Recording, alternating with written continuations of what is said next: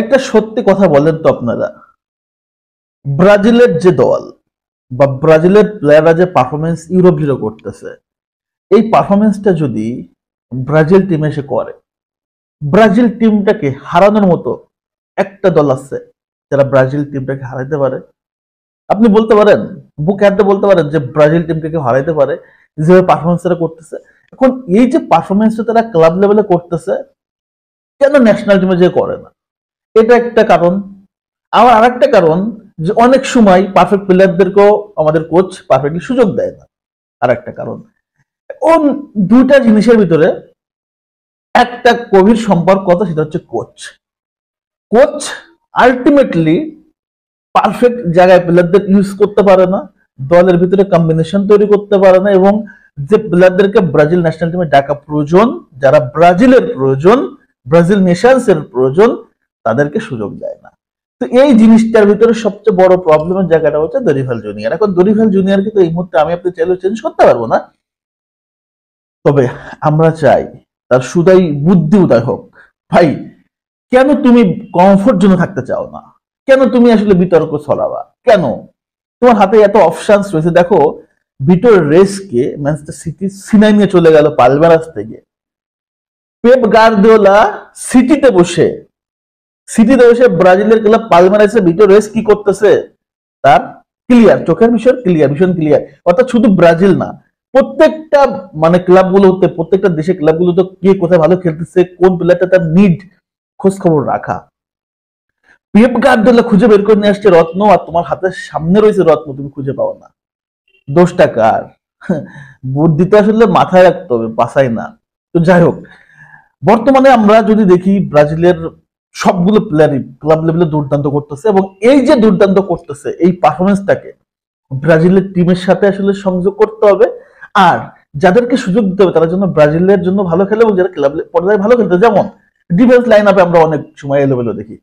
ভাই, আমি মনে করি ডিফেন্স লাইন আপে আমি যে বিষয়গুলো বলবো, ডিফেন্স লাইন আপে এর বাইরে যাওয়া উচিত হবে না। এর বাইরে যাওয়া উচিত হবে না। ডিফেন্স তো সেন্টার ব্যাক, সেন্টার ব্যাকে এই প্লেয়ার গুলোকে মাস্ট মাস্ট মাস্ট দরকার। এক হচ্ছে মুরিলো। দেখেন ভাই, মুরিলো অন্য লেভেলের। আপনি এই মুহূর্তে যদি ইউরোপের টপ 5টা ডিফেন্স সেন্টার ব্যাক খুঁজেন, দুইটা নামই আসবে, মুরিলো এবং মাগালায়েশ, এবং দুইটাই Brazilian, from Brazilian, Brazilian blood. তো এই দুটা প্লেয়ারকে যদি আপনি দলের সাথে না ইন করেন, তাহলে ভাই আপনি ম্যাচ জিতবেন কেমনে? আপনার কাছে অস্ত্র আছে সেরা সেরা, আপনি সেই অস্ত্রগুলোকে ইউজই করতেছেন না, তাহলে আপনি ম্যাচটা জিতবেন কেমনে? এবার বেরাল্ডোর কথা বলি। বেরাল্ডোকে অনেক আগে সুযোগ দিয়েছিল, সে অনেক আগে, 1 বছর আগে, এই আপনার, বাট এরপরে কিন্তু সুযোগ দেওয়া হয় না। বাট বেরাল্ডো কিন্তু একটা জেনুইন জিনিস আছে। দেখেন, মুরিলো এবং হচ্ছে মাগালেশ দুইজনে মেবি বাম্পা, লেফটি। এখন এখানে একটা রাইটি দরকার আছে, এবং রাইটির জায়গাটাই আমি মনে করতেছি আলটিমেটলি এই মুহূর্তে যে আমার হয় মার্কিনোস অথবা এখানে বেরাল্ডোকে আসলে সুযোগ দেওয়া হবে। বেরাল্ডো আসলে আমার, বেরাল্ডোর পারফরমেন্সটা আমার দুর্দান্ত লাগে।